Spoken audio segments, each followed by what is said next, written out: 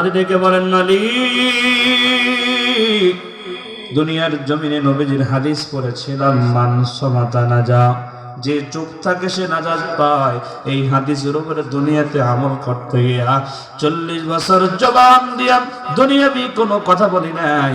আজকে কবরে আসার পরেও ওই হাদিসের উপরে আমল করতেছি, দেখি কত দূর পর্যন্ত চুপ থাকা যায়। আল্লাহু আকবার। এই শেরপুরের মুসলমান বন্ধুরা, আমার পর্দার আড়ালের মায়েরা শোনো, এবার মালিক ডেকে বলেন, আমার গোলাম, তো এই হাদিসের উপরে আমল করার কারণে তুমি আজকে কবরে আসিয়া গোলাম তুমি কি পেয়েছো?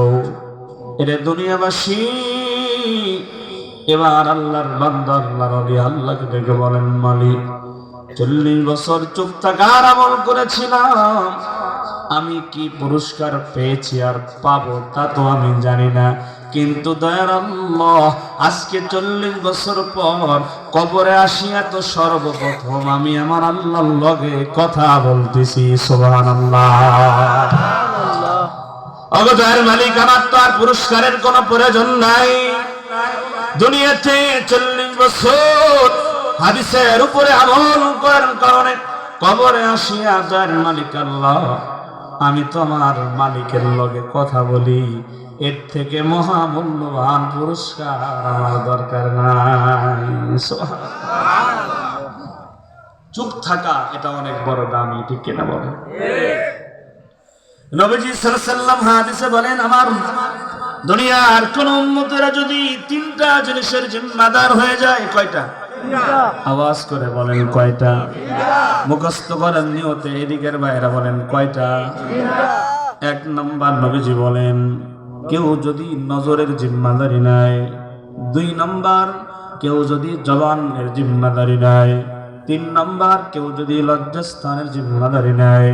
আল্লাহর কোন বান্দা বান্দি যদি 3টা জিনিসকে হেফাজত করতে পারে, আমার নবী বলেন, আমি নবী ওয়াদা দিলাম, আমি নবী ওই বান্দা বান্দিকে জান্নাতে নেওয়ার জিম্মাদার হয়ে যাব।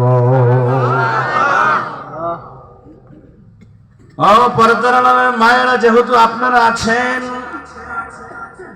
মা বোনদের উদ্দেশ্যে 2-1টি কথা বলতে চাই।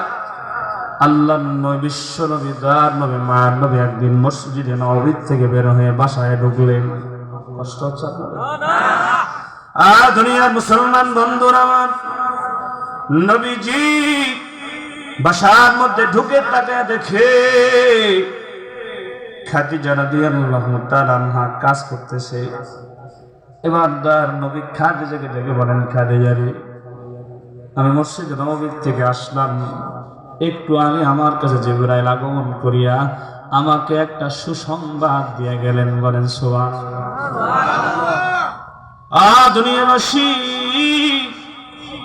এবার খাদিজাটাকে বলেন, হাবিব ও পয়গম্বর, একটু বলেন না কি সুসংবাদ জিবরাইল দিয়ে গেল? কারণ সংবাদের কথা মহিলাদের কাছে বললে তারা একটু শোনার জন্য উৎসুক বেশি হয়, ঠিক না? দুনিয়ার মুসলমান ইমানদার আল্লাহর গোলামেরা, এবার নবীজি খাদিজাকে বলেন, খাদিজা রে, ওই যে তাকায়া দেখো, বারান্দার মধ্যে আমার কলিজার টুকরা নয়নের মণি ফাতেমাকে দেখা যায়। হ্যাঁ, দেখা তো যায়, আমার তো মাইয়া হয়।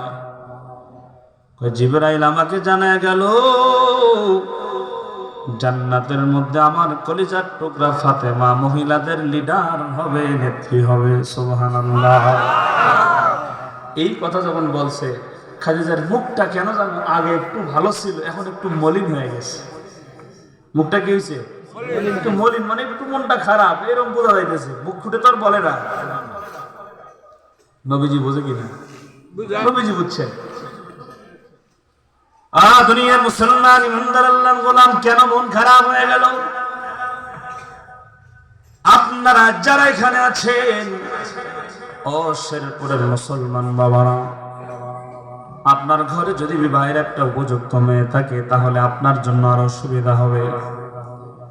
মাঝে মধ্যে মেয়েরা বাবার রান্না করে খাওয়ায়, কারণ মা, যাদের মেয়ে আছে, মেয়েরা মায়ের থেকে বাবার দিকে একটু ভক্তি ভালোবাসা বেশি করে।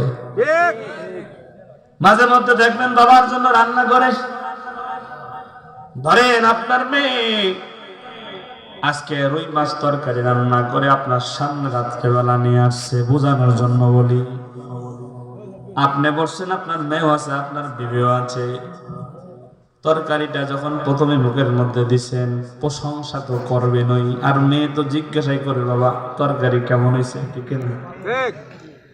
আপনি তো প্রশংসা করবেনই, কিন্তু প্রশংসাটা এইভাবে করবেন কিভাবে? আপনার স্ত্রীকে ডাক দেন, বিবিরে 25 বছর হয় বিয়ে করেছি, 25 বছর হলো তুমি আমার রান্না করে খাওয়াও। এই যে দেখো আজকে আমার মেয়েও রান্না করেছে, কিন্তু এত সুন্দর তরকারি 25 বছরে রান্না করতে পারো না। কি মনটা কি খুশি হবে? কেন কেন? মেয়ের প্রশংসাই তো করছে। আপন দুই বোনের মধ্যে এক বোন একটু দেখতে সুন্দর, দুইজনই সুন্দর, একজন একটু বেশি সুন্দরী আর একজন একটু কম। দাদি যদি বলে তোরা দুই বোন দুজনই ভালো, কিন্তু বিলকিসের থেকে বিউটি একটু বেশি সুন্দর, বিলকিসের মন কি খুশি হবে? বাস্তব কিনা বলেন?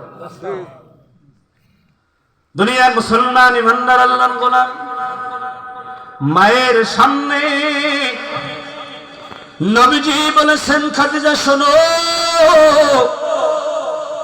আমাদের কলিজার টুকরা সন্তান ফাতেমা জান্নাতের মধ্যে নেত্রী হবে, লিডার হবে। মায়ের মনটা খারাপ, মনটা মলিন, মুখটা মলিন। তার কারণ হলো বলতেছে না, কিন্তু মনে এটা চলে আসছে যে আমার মেয়ে না হইয়া আমি হলেই তো ভালো হতো, কারণ মা বাদ দিয়া মেয়ে কেন? কথা হয় না ভাই? এরকমই তো কি বলে?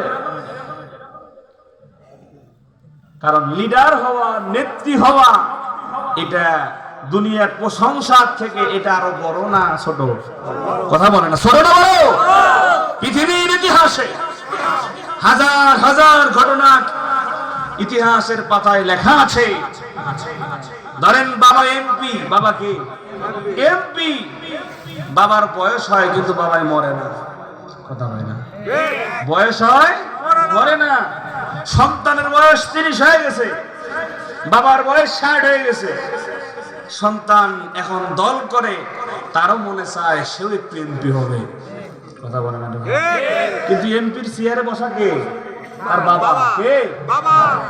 সন্তান চিন্তা করে বাবা যতদিন না মরবে ততদিন তো চেয়ার বসতে পারবে না। বাস্তবতা কিনা বলেন?